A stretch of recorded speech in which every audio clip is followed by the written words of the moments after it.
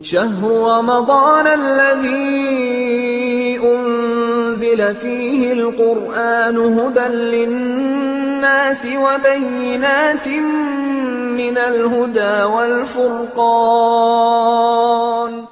25ویں ماہ مبارک رمضان، آج کی دعا میں بندہ خدا کی بارگاہ میں چند چیزوں کا مطالبہ کر رہا ہے۔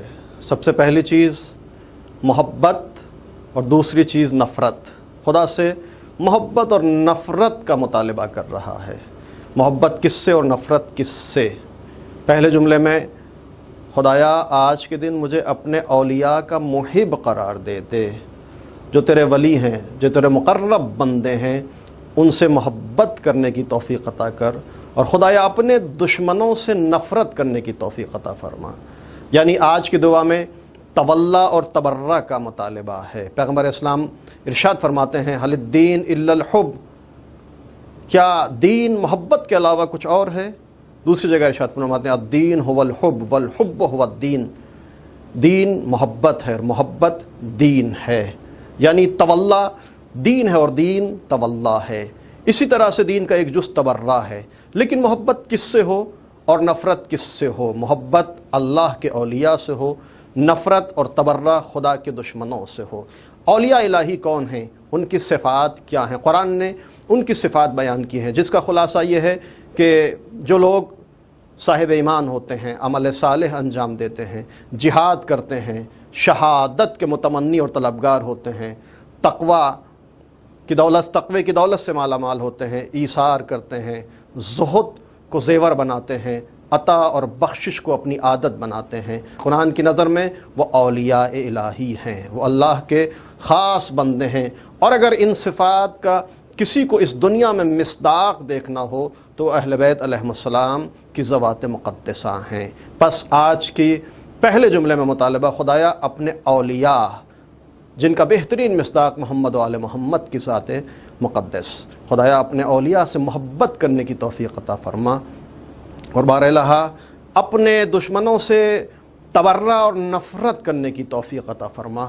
پیغمبر اسلام پھر ارشاد فرماتے ہیں کہ جن چیزیں ایمان کی علامت ہیں، نماز، روزہ، حج، زکوٰۃ، یہ ساری چیزیں ایمان کی علامت ہیں، لیکن پیغمبر کہتے ہیں کہ ان چیزوں میں سب سے بہترین علامت الحب فی اللہ والبغض فی اللہ، اللہ محبت اللہ کے لیے ہو، نفرت اللہ کے لیے ہو۔ یعنی ہم ان سے محبت کریں جو اللہ کے اولیاء ہیں، ہم ان سے نفرت اور تبرہ کریں جو خدا کے دشمن ہیں۔ ہم زیارت میں بھی پڑھتے ہیں انی سلم لمن سالمکم وحرم لمن حاربکم موال لاولیائکم ومعاد لاعدائکم۔ دین یعنی تولا، دین یعنی تبرہ۔ آج کی دعا میں انہی دو چیزوں کا مطالبہ ہے۔ پڑھنے والے اپنے اولیاء سے محبت کرنے کی توفیق عطا کر، اپنے دشمنوں سے نفرت اور تبرہ کرنے کی توفیق عطا فرما۔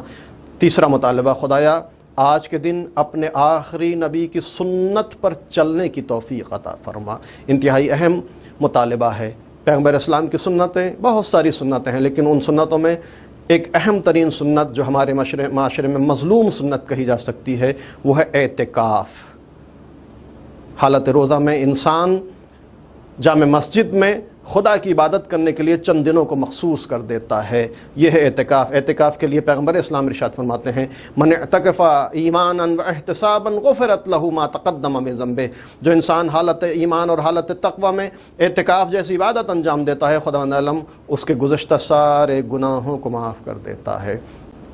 چھٹے امام محمد جعفر صادق علیہ السلام ارشاد فرماتے ہیں اعتکاف عشر فی شہر رمضان تعدل حجتین و عمرتین، ماہ رمضان میں 10 دن اگر کوئی اعتکاف کرے تو 2 حج اور 2 عمروں کا ثواب خداوند عالم اس کو عطا کرتا ہے۔ اعتکاف ایک مظلوم سنت ہے، خدایا توفیق عطا کر کہ ہم تیرے آخری نبی کی سنت پر عمل کر سکیں۔ ان سنتوں میں سے ایک سنت اعتکاف جو ماہ مبارک رمضان میں جس کا انجام دینا بے پناہ ثواب کا حامل ہے، یا رجب میں، یا انسان کبھی بھی یہ انجام دے سکتا ہے، لیکن خصوصاً ماہ رجب اور ماہ رمضان میں اس کا بہت ثواب ہے۔ جامع مسجد میں اعتکاف انجام دیا جاتا ہے، روزے کی حالت میں اعتکاف انجام دیا جاتا سکتا ہے، اور کم سے کم اعتکاف کی مدت 3 دن ہوتی ہے۔ پیغمبر اسلام کی سیرت میں ملتا ہے کہ پیغمبر 10 دن معمولاً اعتکاف انجام دیتے تھے۔ پار الہ آج کے دن اس ماہ مبارک رمضان میں اپنے آخری نبی کی سنت پر چلنے کی توفیق عطا فرما۔